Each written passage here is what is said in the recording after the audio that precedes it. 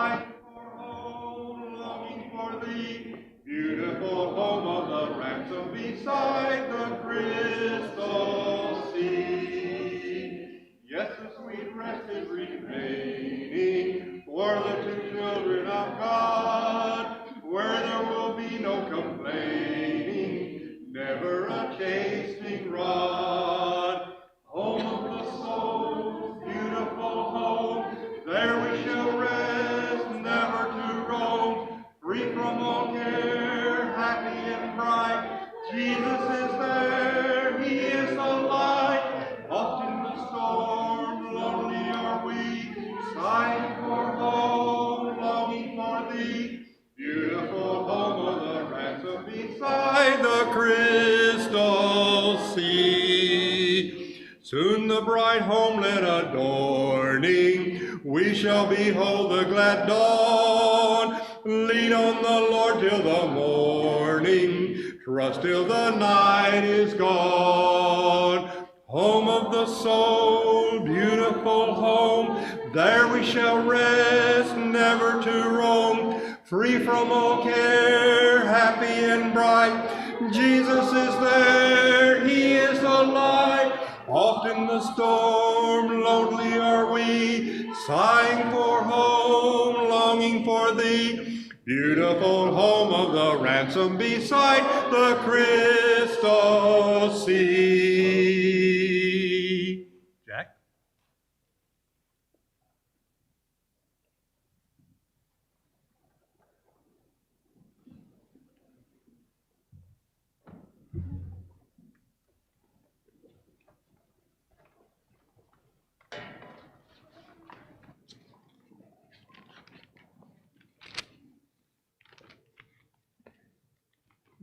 Alrighty. Okay, good evening. We're looking at Colossians, and in chapter 3, verses 18 all the way to chapter 4, verse 1.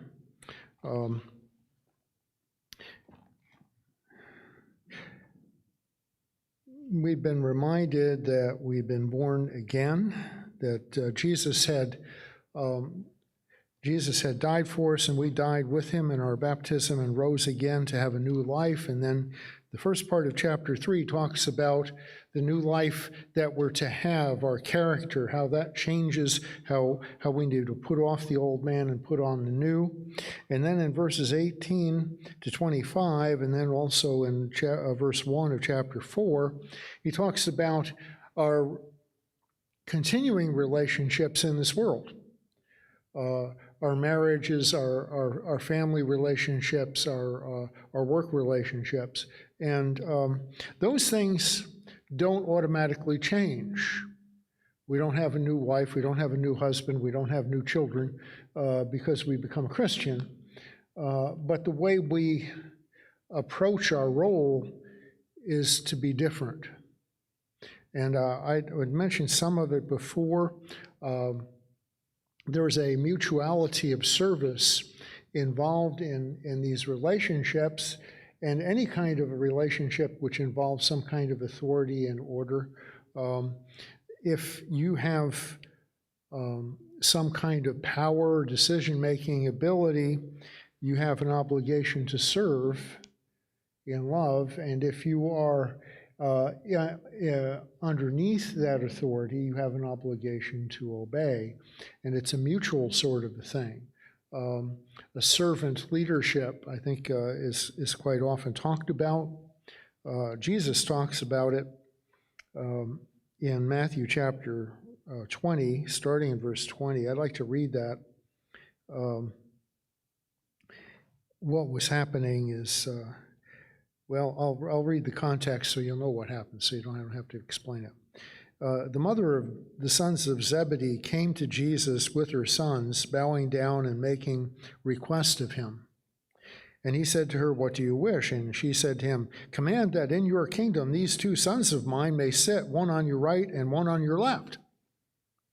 But Jesus answered, "You do not know what you're asking. Are you able to drink the cup that I'm about to drink?"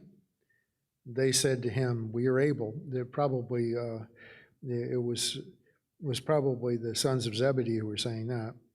Verse 23, he said to them, my cup you shall drink, but to sit on my right and on my left, this is not mine to give, but it is for those for whom it has been prepared by my Father.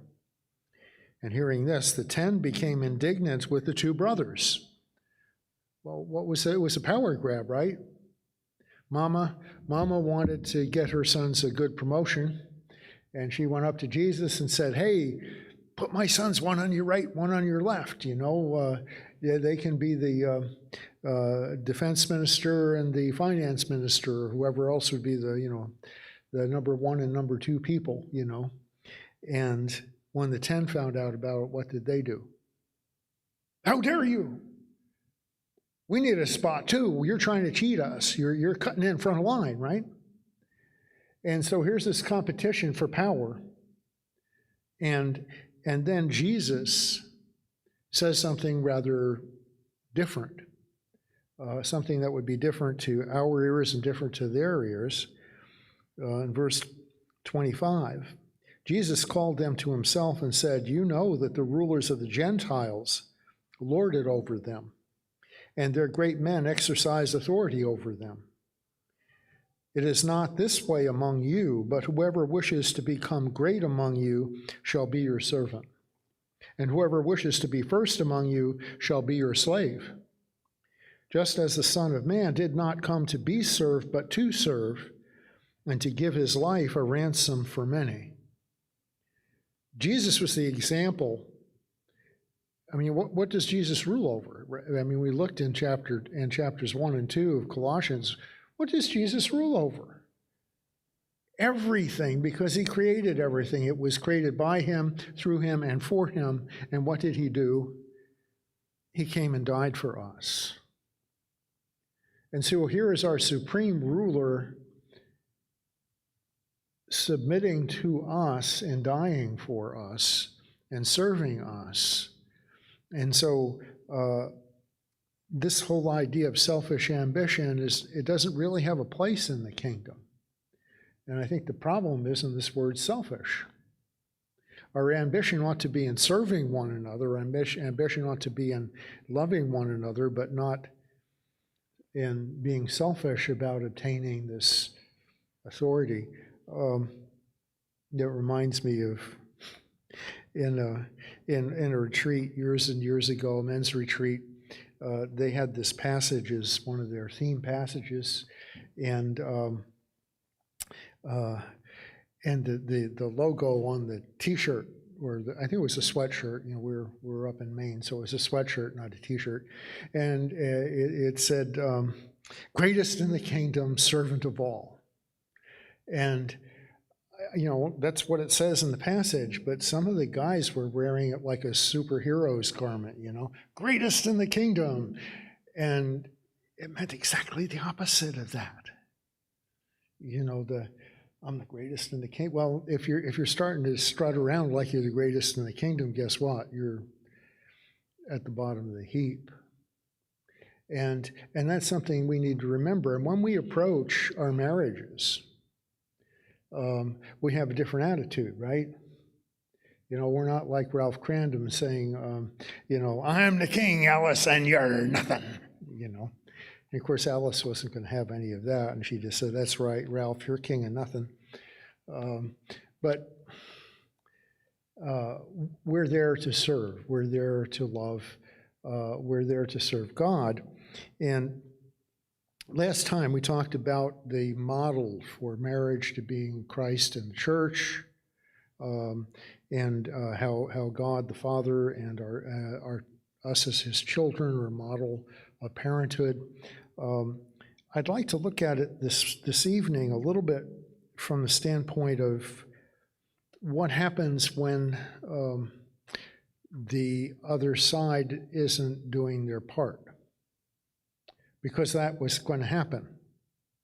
I mean, you may have been a slave, you became a Christian, but your master didn't become a Christian, maybe. You became a Christian, your wife maybe didn't become a Christian, or vice versa. or maybe your child became a Christian and you didn't, or something like that. How does this all work out? And these commands are meant to the individual regardless of how the other person responds. And that's something that we need to remember. And I'll look at the passage in question here in Colossians 3, and also do a comparison with a passage in 1 Peter chapter 2, going into chapter 3.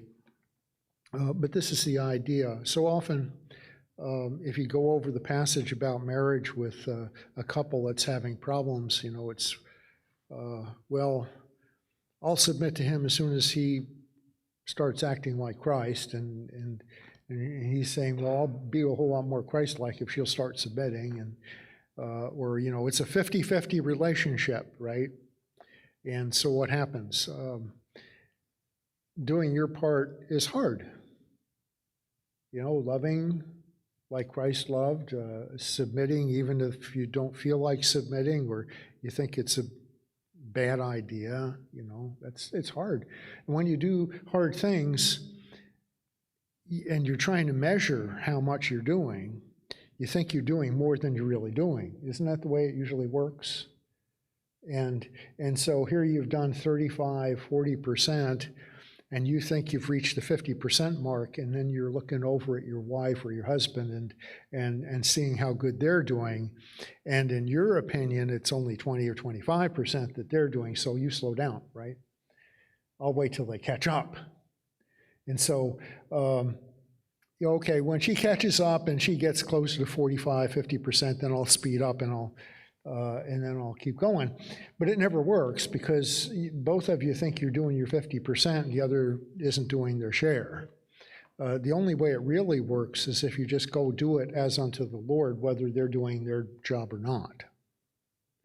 And this is what Jesus is really asking for here.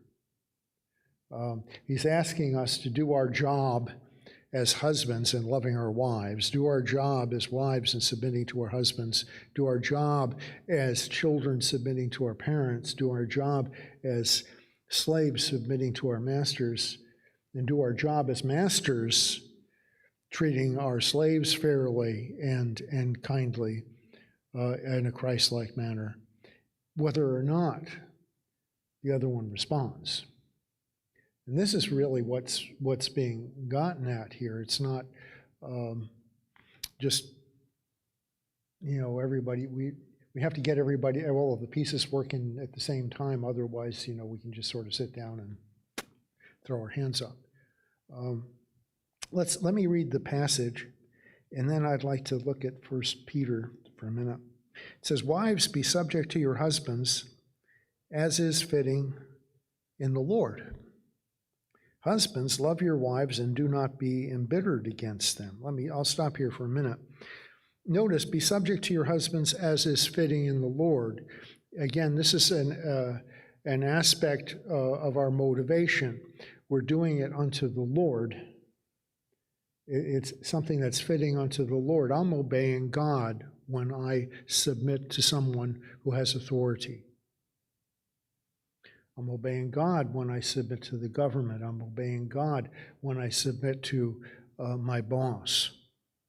And I do it because I'm obeying God and I'm pleasing God, whether they're appreciated or not. Husbands, love your wives and do not be embittered against them. And this is another reason why I'm thinking in terms of, well, maybe the other side isn't coming along. Why would you be embittered against your wife? Well, maybe she's uncooperative. Maybe she's disrespectful. Maybe all sorts of things. But love her? This one? There are things that, we're imperfect people, okay? And if you're an imperfect person and you're outside of Christ, what's controlling your behavior? And so what do? Well, I'll have to wait till my wife becomes a Christian before I can love her, or Or do I act like Christ, who died for us while we were still sinners? Well, isn't that what we're being called to do? Aren't we to sacrifice ourselves for our wives, even though she's acting like an enemy or being hostile to her? Isn't that what I'm called to do? Aren't I called to be patient, called to be kind, called to be try to be understanding, even though it blows my mind to be understanding? I try to be understanding, and I try to do what's right by her, regardless. Not because I'll get results with her, but because it puts a smile on God's face because I'm doing what God wants. And here's that part, putting in my 100%. And a wife submitting to her husband. I tell people sometimes, if you're really allergic to the word submit, use the word cooperate, and that'll get 90% of it done. Okay?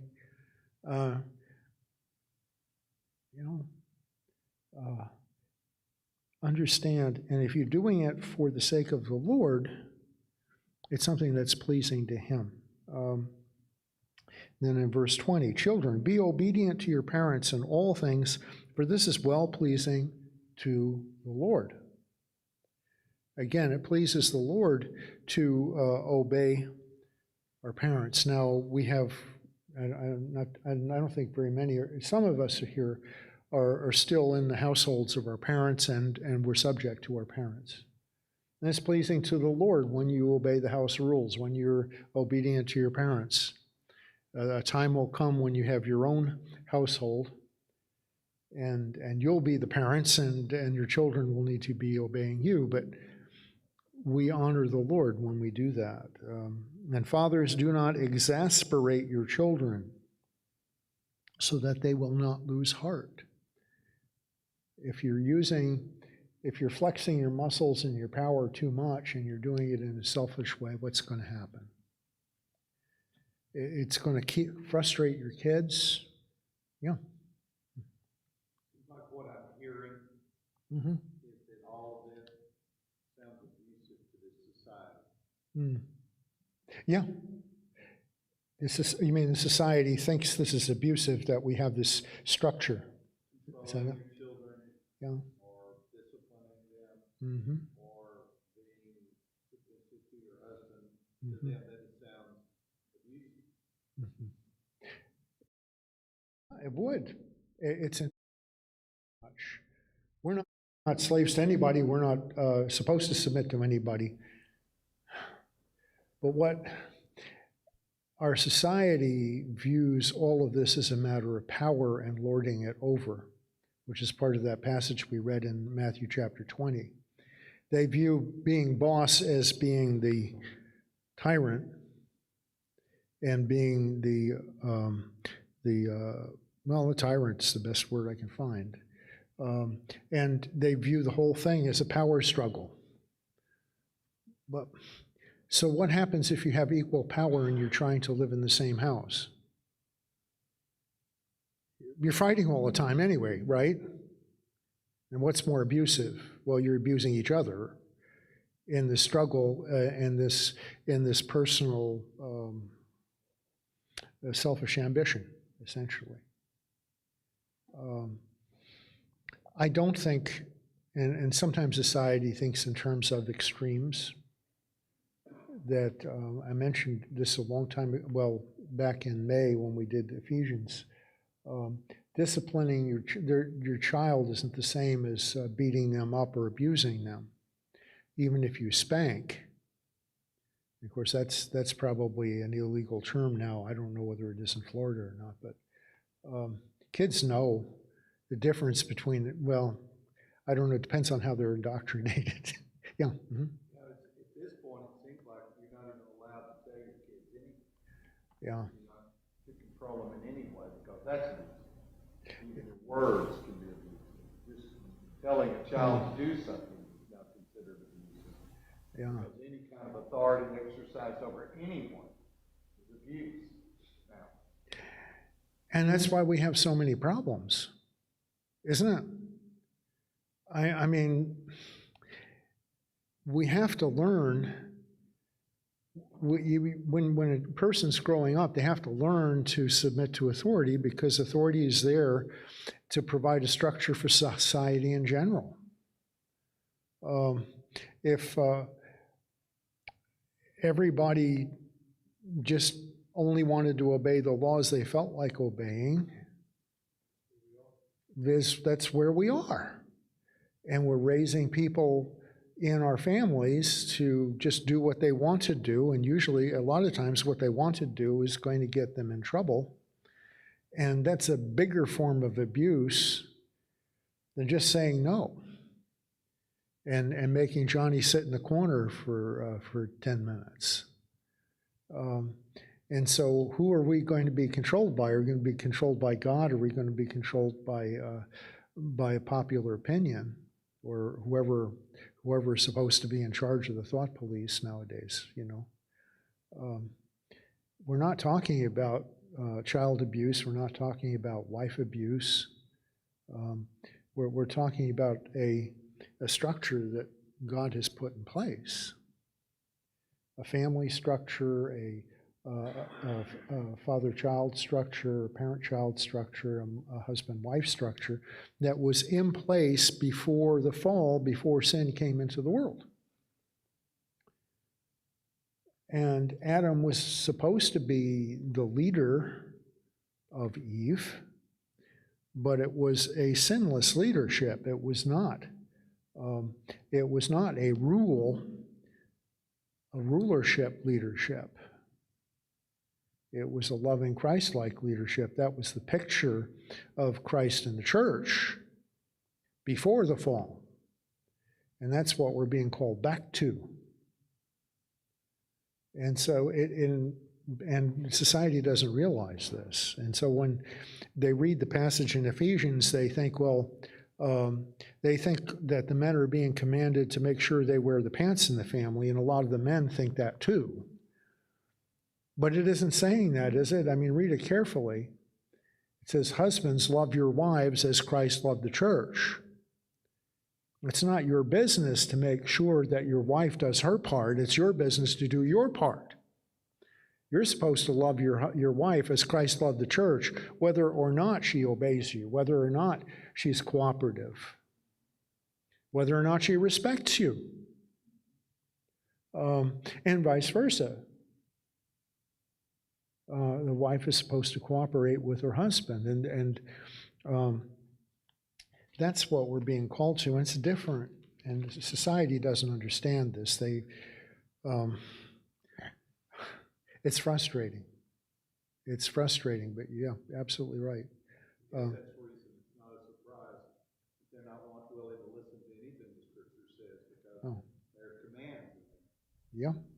That can very well be the case. In fact, there's commands, and the commands go against what people want to do.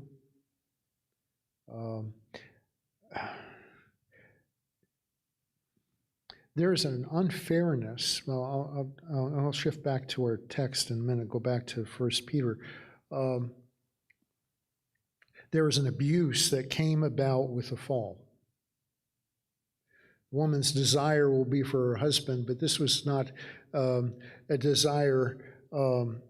It was more of a desire to dominate in the context of what that word meant, not a desire in a loving sort of a way, but in a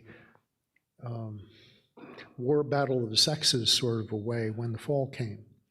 The husband would rule over the wife, and yet the wife's desire would be for her husband, and there would be... And because the men were physically stronger and quite often were able to gain power, they became abusive with the power, and wives became property.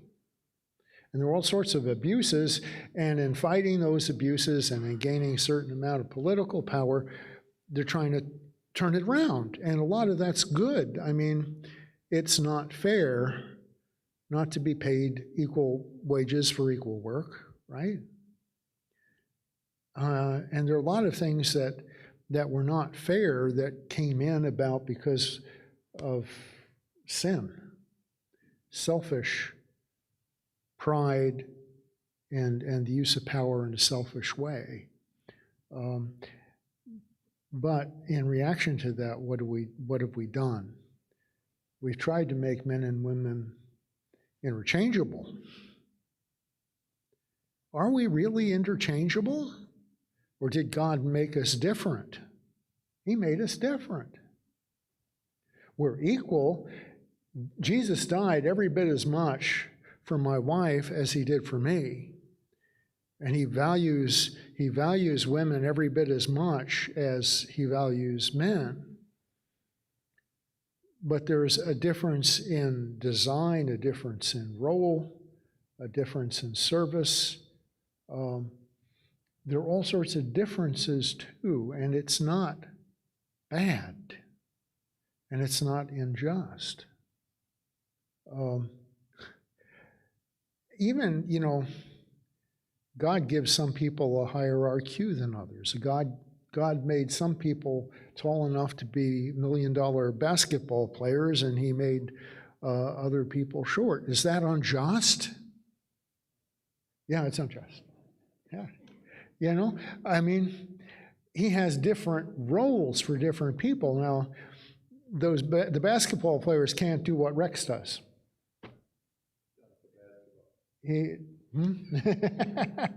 Well, that's what they can do that you can't, but they can't typically do what you do and provide the impact with so many people as you do. God has a role for each of us uniquely and a unique value for each person.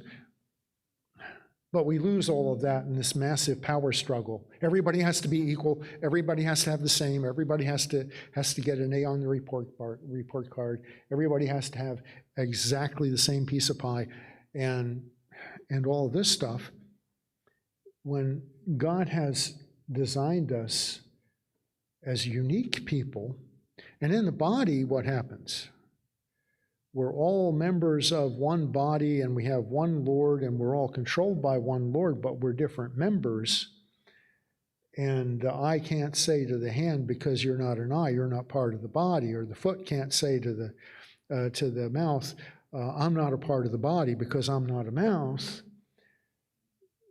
We're all part of the body, but we have different functions. And we all have value because we're all joined together. And this is something that our society does not perceive or refuses to accept. Mm-hmm. Yeah. Yeah. Yeah. Yeah. People that believe that were totally inconsistent Mm-hmm. because they would not try to run a corporation like that. Yeah. It just wouldn't work. And they know that. Yeah. Although there's some people who try to insist that corporations run that way too. Usually they're called fired, but yeah, exactly. It does not work. It simply does not work, and that's usually the way it is with not following the way God designed things. Yeah. Yeah. In preschool, sit down, be quiet, raise your hand, do this, go there.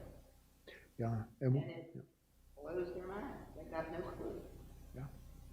And one of the big things, well, I'm going to get back to our text in just a second, but one of the big things, what we really need is to teach our kids self-control, self-discipline, morality, and we need to learn them for ourselves and practice those things. And those are all rules. They're boundaries, you see? And we don't have that, unfortunately, or not to the extent that we need to have it. And that's a problem. And that's a problem. That's where we come in. We can make this work. And people can look at us and say, hey, wait a minute, these people have something that we don't have. Our lives are all messed up, and we're pulling our hair out, and they have marriages and families that are working, and what are you doing that we're not doing? Mm-hmm. Seems to me one of the biggest problems with what we're talking about is a lack of respect and humility. That when everybody is just as important in every way as every other person, then there's no respect for the other person. They have no right to speak to me that way. They have no rights at all. I'm the one that matters. There's no humility, no lifting up of someone above yourself, no treating others not just as your equal, but as if they were better than you. That seems to be gone. And you know, I'm sorry. No, I said more. I think something we miss is that we can have self-respect and be a servant. That let's go to our text. Let's see. Yeah, in verses 22 to 25, I think illustrates it in Colossians chapter 3. Slaves, in all things obey those who are your masters on earth, not with external service as those who merely please men, but with sincerity of heart, fearing the Lord. Whatever you do, do your work heartily as for the Lord, rather than for men, knowing that from the Lord you will receive the reward of the inheritance. It is the Lord Christ whom you serve. For he who does wrong will receive the consequences of the wrong which he has done, and that without partiality.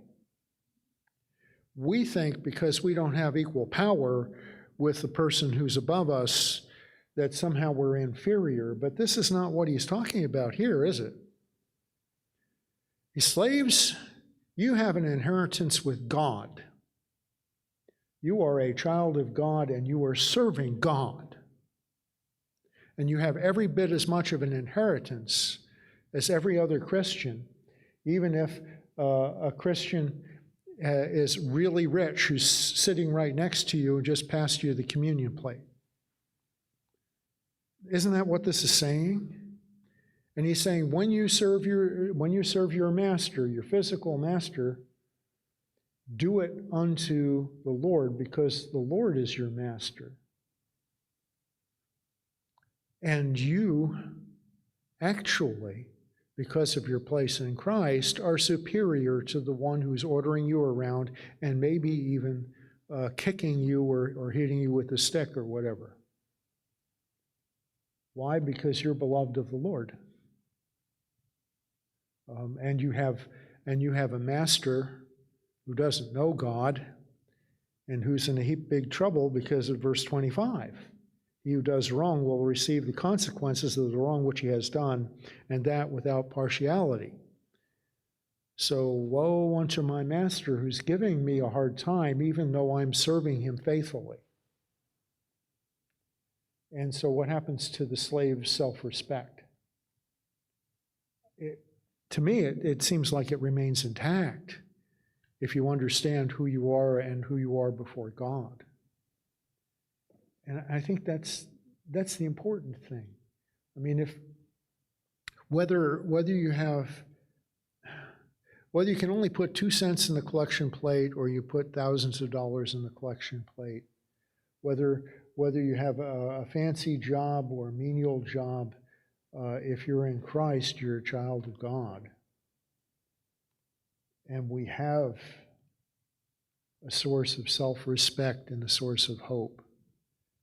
And we ought not to let anybody take that away from us. Not that we're in a power struggle. We're not in a power struggle.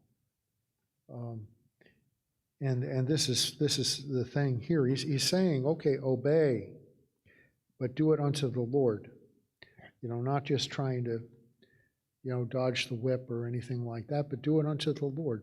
I think when we were doing the Ephesians class, I used Joseph as an example. Here was Joseph sold into slavery by his own brothers. He could have become very bitter and angry. He could have gotten discouraged about his relationship to God, but he didn't. And he kept on serving. He served his new master unto the Lord. He kept serving God, trusting in God, and God was with him.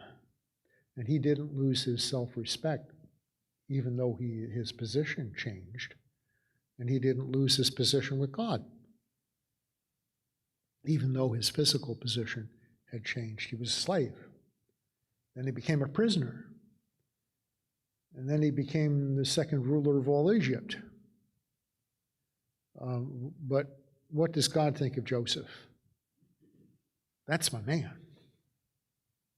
And Joseph was God's man when he was in jail and when he was a slave, not just when he was ruler in Egypt. And that's what we need to understand. So we're not fighting for position. Jesus gives us a position, and we need to be thankful for it. And feel secure in ourselves and secure in our Lord. Let's turn. I got 10 minutes. I think I can make this comparison. It's a big passage, but I think the overall thrust of 1 Peter chapter 2, verses 13 all the way down to chapter 3, verses 9, sort of gives the same kind of picture. I won't read the whole thing because it'll take too long, I think. But the idea is, first he talks about submitting to every human institution, to kings as one in authorities or governors as sent by him for the punishment of evildoers. So we obey the government. Okay. And of course, he's talking to people who eventually, within a few years, was going to be persecuted by the government. They're still supposed to be submitting to the government unless they're being forced to disobey God. And then verses 18 talks about servants or slaves. Be submissive to your masters, verse 18, 1 Peter 2. Servants, be submissive to your masters with all respect, not only to those who are good and gentle, but also to those who are unreasonable. For this finds favor if for the sake of conscience toward God a person bears up under sorrows when suffering unjustly. For what credit is there if you sin and are harshly treated? You endure it with patience. But if when you do what is right and suffer for it, you patiently endure it, you find favor with God. Okay, if you're a slave and you're pushing back at your master and sassing him and giving him a hard time, you're going to get in trouble. Well, if you get in trouble because you're not obeying, it's sort of like, well, you asked for it. That isn't exactly going to put a smile on God's face, you know. If you're doing what's right, then the blame is on your master, not on you. And then he gives Jesus as an example of one who is willing to suffer even though he didn't deserve it. And that's in verses 21 to 25. And it talks about who committed no sin, nor was any deceit found in his mouth. And while being reviled, he did not revile in return while suffering. He uttered no threats, but kept entrusting himself to him who judges righteously. And one of the themes through this whole idea is don't take your own revenge. Trust in God to take care of that. You do what is right for the sake of obedience to God. You obey your earthly master, and God will take care of what vengeance needs to be dished out or anything like that. You want to knock his block off, but you don't. You leave room for the wrath of God. You answer evil with good. Romans chapter 12, the last verse, and I don't remember what number it is. The last verse in Romans chapter 12. Don't be overcome by evil, but overcome evil with good. And the whole passage is talking about don't take your own revenge. Same thing. And then it talks about wives submitting to your husbands. And it says in verse 1 of chapter 3, in the same way. In the same way, analogously, equivalently. Well, what do you mean in the same way? Well, if your husband isn't in the Lord, or your husband isn't fair, you know, how many wives would say, yeah, but you don't know my husband. It's just like being, under a slave master. Well, in the same way, how are you supposed to act when your husband is being unreasonable? That's what he's talking about. And again, he talks about, well, submit, mind your faith, mind your character, offer it up to God. Don't take your own revenge. And then it says, you husbands, in the same way, analogously. Remember what the Colossians book said? Don't be embittered against your wives. In the same way, a slave shouldn't be embittered against his master, but submit to his master. In the same way, a wife shouldn't be embittered against her husband. In the same way, a husband shouldn't be embittered against his wife because she's giving him a hard time, or not cooperating, or not being what she ought to be. He's approaching it from a different direction because he's in a leadership position, but what is he supposed to do? Live with your wives in an understanding way, as with someone weaker, since she is a woman, and show her honor as a fellow heir of grace of life, so that your prayers will not be hindered. You don't put your foot down and you...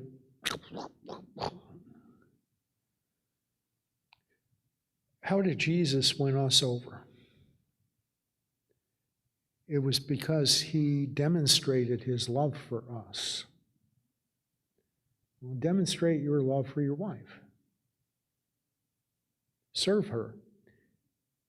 Love her even though maybe sometimes she acts like an enemy, or he feels like she's acting like an enemy. Keep loving her. Mm-hmm. Yeah. But isn't that the challenge? I mean, Yeah. I agree with you. Am I really submitting to you? Yeah. There almost is a point of misunderstanding. Mm-hmm. In other words, if I'm going to treat you like Christ would treat you, Right. I have to also understand that there's a lot of times I'm not going to understand you. I'm not going to know why you did what you did, or Mm-hmm. what I see that a lot Yes. with eldership. Mm-hmm. The congregation, 9 times out of 10, doesn't know why the eldership made that decision. Mm-hmm. And they can't explain it to you because they can't tell you. Mm. Yeah. But they're questioned a lot about what they do, and they're challenged a lot. And it's not really submission if I have to agree with you. Yeah. That's a good point. And it's a tricky sort of thing. That's true of a wife, right? I mean, Yeah. Men, Yeah. I mean, what man understands his wife? I mean, But we can if he try. claims to, I wouldn't want to be around him. So we don't, and they understand us way better than we understand Yes. them. Yes. They really do. They got a lot more clues about that than we do. Well, I think they'll know if we're trying. If we take the time to try. I don't even know sometimes.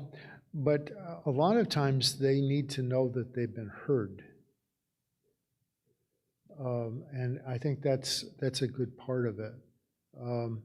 As far as the elders, and actually that goes for employers too. You think about workers in a company, and the workers think, well, why in the world don't we do it this way, and why in the world don't we do it that way, and why can't we, and how come we can't have a bigger pension plan, and how come we can't do this and that and the other thing. And the boss, even if he has the best intentions for his employees, he has to make payroll. So he can't just say, okay, we're opening up the bank account to all of the employees, here, go at it, because he won't be able to pay the company's bills, and the company will go bankrupt in a couple of years. So you have to manage things so that there's a profit and you take care of your employees, and you take care of your customers, and you take care of your debts and your investors. So there's a multi-layer of, there's a multiple layer of obligation that the employee or the servant doesn't see, because he's a servant. He's not managing the whole deal. Elders have to deal with lots of factors having to do with the church. They have to deal with contractors with the building. They have to deal with the city. They have to deal with lawyers. They have to deal with people who are having specific problems that they can't talk about to other people because of privacy issues. They have to make decisions that affect hundreds of people, and many of those decisions and many of those factors would interfere with each other, and you have to dance around and try to find what's best. And your hands are tied, partly because of privacy concerns and partly because you don't want to make the body divide. And so you have to keep your mouth shut, but to say, trust me, I'm doing the best I can. Mm-hmm. Yeah. One of the things that elders have faced the last couple of years is trying to decide how to worship in their particular congregation during COVID. Yeah. And you have such a wide variety of ideas. Yes. Some are absolutely paranoid to come back together. Others wanted to rush back together. Right. And then you have everything in between. Well, Yes. you have to do something. You have to also remember what the church is for, what the church requires, what Jesus wants the church to do when you're making that kind of decision. Yeah, exactly. And it's a tough thing. I think you guys did a wonderful job.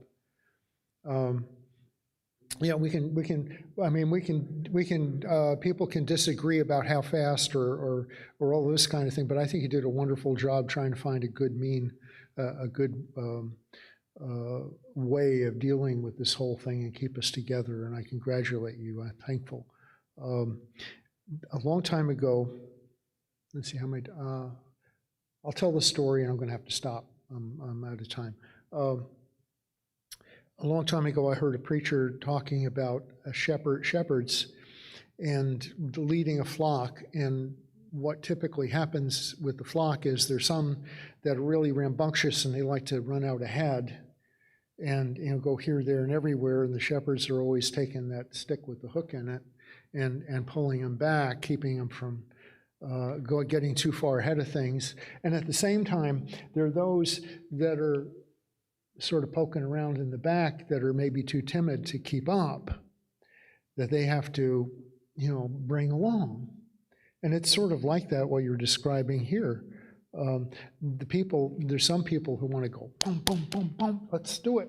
And then other people are very timid about it, and other people aren't used to this kind of thing, and I don't want any change. And other people we got to change right now. And an elder is a shepherd, and we have to remember their job is to try to keep the flock together and protect the whole flock.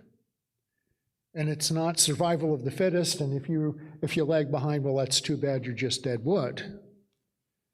Or you can't just say, well, they're not faithful members anyway because they're running ahead. You can't do that. And I thank God we have the elders that we do have. Thank you. Thank you guys for your service, and I really appreciate you. We'll stop now and get back next time. I'm 2 minutes over, 3 minutes over. Thank you.